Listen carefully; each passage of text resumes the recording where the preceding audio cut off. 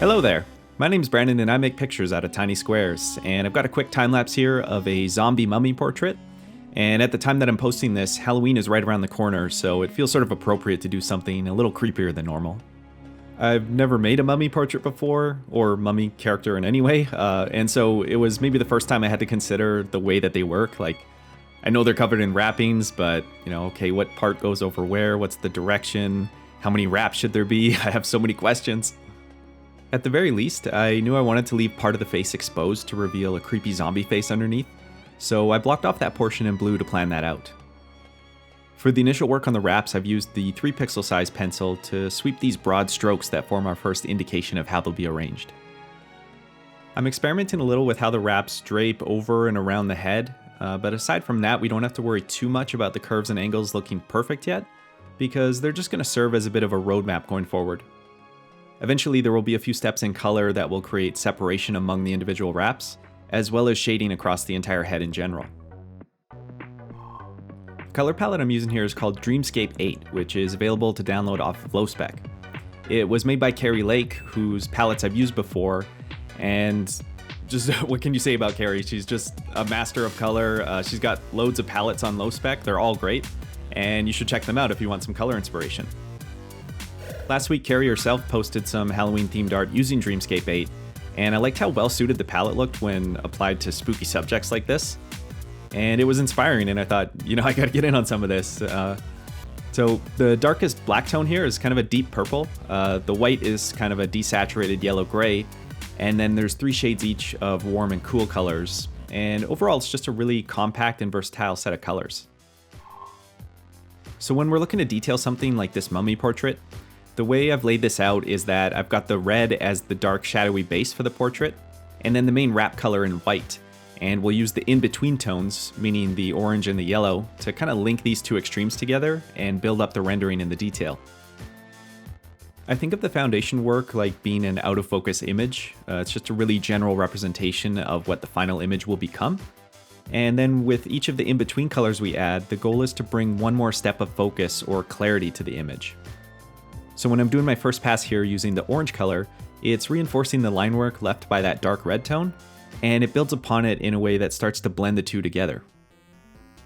Similarly, I've saved the set of blue tones to use on the face, starting from that darkest blue, and then dropping the lighter ones on top of that for the feature areas of the facial structure. In my previous video, actually, I did a character portrait of Phantom Starkiller, so I've actually got some recent practice making skeleton faces, and that really helped here, obviously. The other thing that helps is just that this is a really well-constructed palette, so when you're doing that work of having these different features pop out in a noticeable way, or you want to use the full gradient of color to blend areas together, the palette does a lot of that heavy lifting for you just by having really nice steps in contrast and hue shifting. The other thing that's nice is that it's only 8 colors, so it's usually pretty easy to decide which of the tones might be the most appropriate for what you're trying to achieve. So you can see I'm working with the yellow tone now to do some broad shading along the edge of the head, which will help create the look that it's rounded and the shading kind of receding into the darkness. I'm using more yellow than orange because sometimes it's important to work within a hierarchy of how much of these colors you apply proportionally. So there's going to be a lot of white, being that it's the main wrap color, and then with each step towards darker colors, they're generally applied to a lesser amount.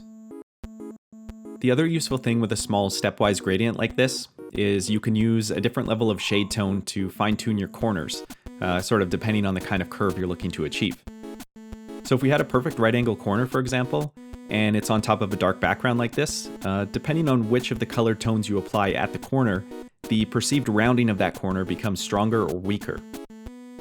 In a more extreme example, and taking this one step further, if you blend the corner using the rest of the gradient, you can kind of fine-tune the strength and the softness of the corner and help it recede into the background color.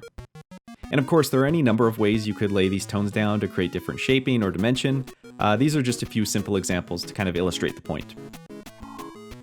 So that idea is how I'm going about a lot of the fine-tuning here, not only for the edges of the portrait against the background, but also within the portrait, to get more depth and texture out of various parts of these wraps. And a lot of the other decisions are just based on shaping the anatomy into place.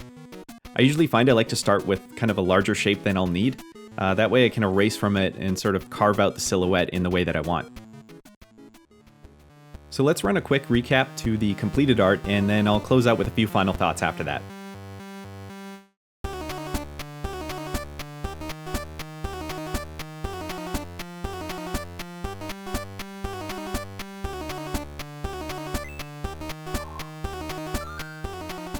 Alright, so as a finishing detail, I've dotted in some of that light blue tone among the wrap, which is just nice to have in there as a contrasting color, and I think it kind of looks like stains or something on the wrap. Also, for a little bit of dimension in there are a few areas that are darker, where you can almost peek through the wraps a little bit. And for another example of using the stepwise gradient, I've used the range of 3 blues to make the teeth here, which kind of gives them some nice dimension, like it's stepping from the tooth to the gum and then to his face. And since the warm and cool sets of colors in the palette are essentially equivalent brightness values to each other, I actually swapped their assignment to give this simple recolored version, which I think I actually kind of like more. The wraps look more natural in the cool colors. But either way, it's sort of refreshing just to see a quick alternate appearance. It's kind of like in games where they recolor the same asset just to make it a new character. All in all, I had a fun time playing around with this palette, so thanks again to Kerrie for the palette and the inspiration here.